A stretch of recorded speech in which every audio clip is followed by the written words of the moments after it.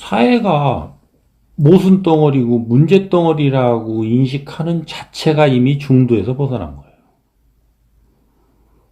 중도 지식인이 맞다면 대안을 내놓고 사람들을 그쪽으로 이끌어 가려는 노력을 하게 되고, 그쪽으로 가고자 하는 갖춤이 부족한 사람들은 가르쳐 나가려고 노력하는 자가 되는 거지, 그것을 가지고 평가하는 자는 아니라는 거죠.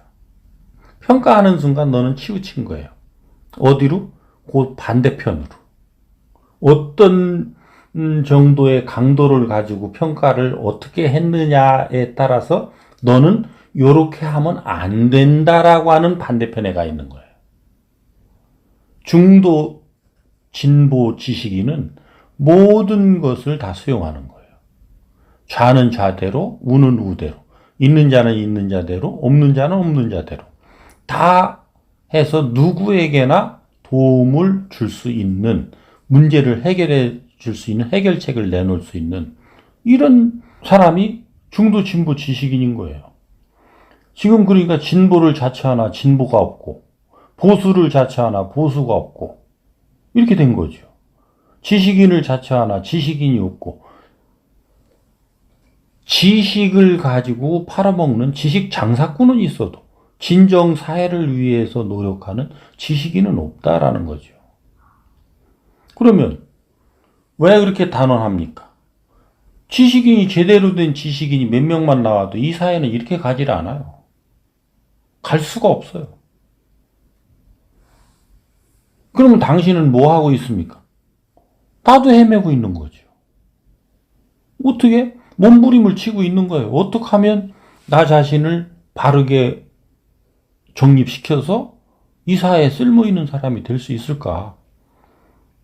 사회에 쓸모있는 사람이 되기 위해서는 나 자신이 스스로에게 모순된 상황들을 발생시키지 않는 이런 갖춤은 최소한으로 갖춰야 되는데, 그런 갖춤은 갖췄는가?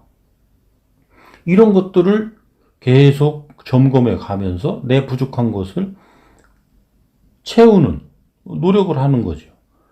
그 노력 끝에 나와 같이 뜻이 같은 사람이 또 모여진다면 그 사람과 같이 이런 것들을 나누게 되는 거고, 그런 사람들이 여러 사람이 되면 또 그 사람들하고 연구를 해서 그런 연구한 내용들을 세상에 내놓고, 이러면 나 혼자 뭘 하는 것보다 질량이 커지겠죠. 근데 이거는 먹고 살기 위한 수단으로 이거 해가지고는 되는 일이 아닌 거예요. 내가 그 일을 하다 보니까 먹고 사는 문제가 저절로 해결되는 이런 마인드는 최소한 가져줘야지. 그럼 우리는 뭐 먹고 삽니까? 이런 마인드 가지고는 나눔이 됐든 연구가 됐든 제대로 될 수가 없어요. 왜? 너는 지금 먹고 사는 문제, 돈을 어떻게 벌을까, 뭐를 또 해가지고 뭘 어떻게 할까, 여기에 관심 가진 놈이 무슨 사회를 위해요? 사회를 위할 수가 없는 건데. 이런 부분들에 대한 기본적 마인드가 형성돼서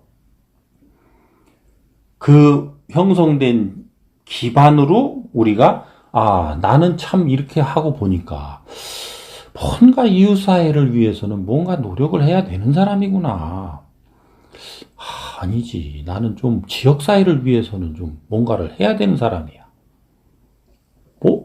이렇게 보니까 나는 국가사회를 위해서 뭘 해야 되는 사람이네? 내가 이 정도로 이렇게 혜택을 받았다면 인류사회를 위해서는 뭔가를 해야 되는 그런 역할이 있는 자지. 이거를 자각하는 시기가 온단 말이에요. 그리고 거기에 따라서 내 자리에서 내가 할 수 있는 일들을 해나가겠다라고 하는 그 이념, 그것을 담아놓은 게 홍익사행도란 말이에요. 그래서 홍익사행도에 따라서 자기 이념을 쭉쭉 점검을 해보니까 어느 쯤으로 내가 한번 노력을 해봐야 되겠다. 그래서 그 뜻이 이웃을 위하는 자들은 이웃을 위하는 자들과 만나고, 사회를 위하는 자들은 사회를 위하는 자들과 만나고, 국가를 위한 자들은 국가를 위한 자들과 만나고, 인류를 위한 자들은 인류를 위한 자들과 만나서 서로 나누고 연구하면 어련히 그런 일들은 자연스럽게 될 거냐라는 거죠. 근데 여기에서의 대전제가 뭐냐면 내 먹고 사는 문제가 해결되는 거예요.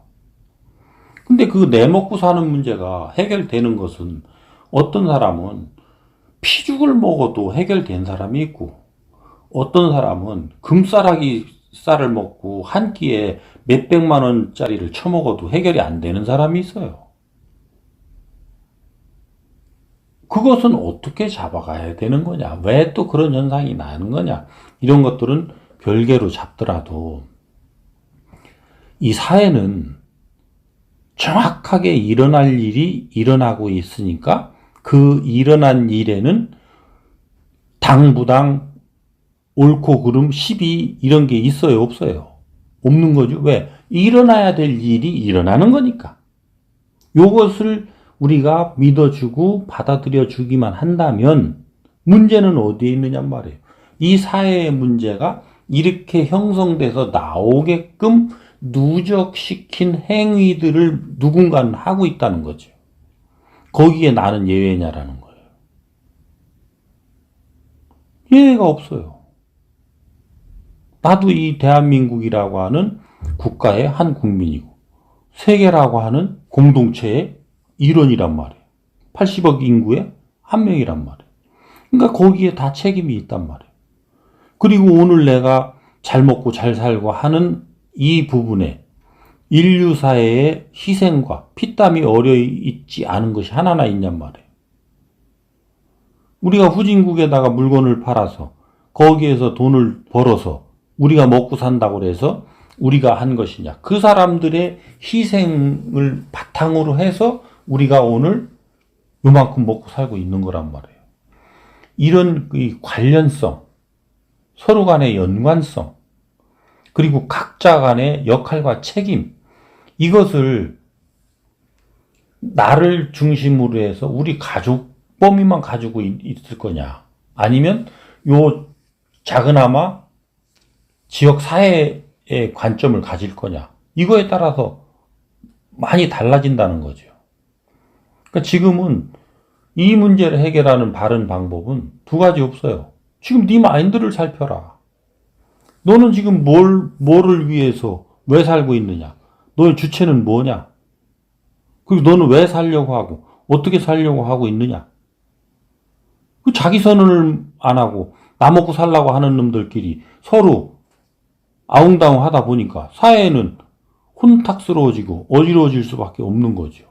그리고 시대가 2012년을 기점으로 2013년부터는 새로운 시대로 이게 성장 발전해서 그렇게 살아도 그냥 대충 봐주던 시대에서 이제는 정확하게 바른 법으로 살지 않으면 안 되는 이런 시대가 도래됐기 때문에 그렇지 않게 우리가 살아간다면 이제는 요것은 똑바르지 않은 것이다. 이런 부분들은 잘못된 것이다. 이런 부분들은 뭔가가 문제가 있는 것이다. 이런 것들을 전부 우리가 보고 느끼게끔 해주는 거죠. 이게 하느님이 하시는 일이거든. 그러니까 자연스럽게 그동안 드러나지 않았던 일들도 다 수면 위로 올라와서 지금 터져나가는 거죠. 이 사회 구석구석, 어디 요소, 그런 문제가 발생하지 않고 문제가 없는 곳이 하나도 없도록 다 드러나는 거예요. 그리고 그것이 그 개개인들의 어떤 현상에서부터 그 조직의 현상, 그 지역 사회의 현상, 그 다음에 국가의 현상, 이런 것들이 다 드러나는데 가장 지금 그것이 정확하고 활성화되어 있는 나라가 대한민국인 거예요. 그래서 어떻게 돼요?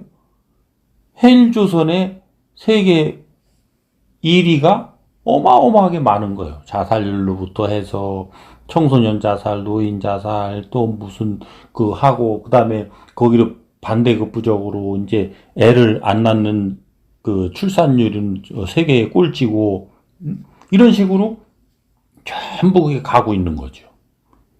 그 다음에 세대 간의 그런 갈등, 그 세대를 넘어서 세대 안에서의 갈등, 또 가정 내에서 보면 이제 부부 간에, 부모 자식 간에 전부 등지고 있지 않은 가정이 몇이나 있으며, 직장에서는 신참과 고참의 갈등, 그리고 그 윗사람과 아랫사람의 갈등, 이런 부분들이 전부 지금 왜 터져 나오느냐라고 하는 부분에 우리가 조금 전에 얘기한 이런 부분으로 폭넓게 이해를 하지 않고 그 사람들이 가지고 있는 개개인의 특성만으로 그것이 발현된다라고 하는 좁은 생각만으로는 이 문제를 풀어나갈 수가 없다는 거예요. 그리고 그 조직이 그런 문제를 가지고 있다라고 폄하해버려 가지고는 이 문제를 풀어갈 수가 없는 거예요. 앞으로는 지금도 그러고 있지만 현장을 가지고 있는 이 조직들이 아주 된소리를 많이 맞아요. 왜? 이 현장을 가지고 있음으로써 거기에서부터 현장을 연구를 하고 그 사회에 이 현장의 그런 어려운 부분들을 풀어나갈 수 있는 정책을 입안하는 사람들한테 이런 것들을 보고서를 주고 그런 연구관으로서의 노력을 했어야 되는데 그 노력을 하지 않고 그냥 대증법으로 그 임시 방편적으로 그것을 처리해만 해왔단 말이에요. 그러다 보니까 이제는 그것이 방법이 아님에도 불구하고 시대에 뒤떨어진 이런 방법으로 계속 똑같이 처리하려다 보니까 된소리를 맞는 거예요. 요즘 우리 경찰에서 일어나고 있는 여러 가지 현상들이 그런 것들을 대변해주고 있는 거예요. 이게 경찰만 계속 두들길 수 없으니까 또 어디선가 또 일어나요. 그러다가 또 어디선가 또 일어나다가 이게 거기만 두들길 수 없으니까 또 어디서 일어나요. 이것을 각각으로 볼 게 아니라 하나로 봐야 된다는 거예요. 하나로.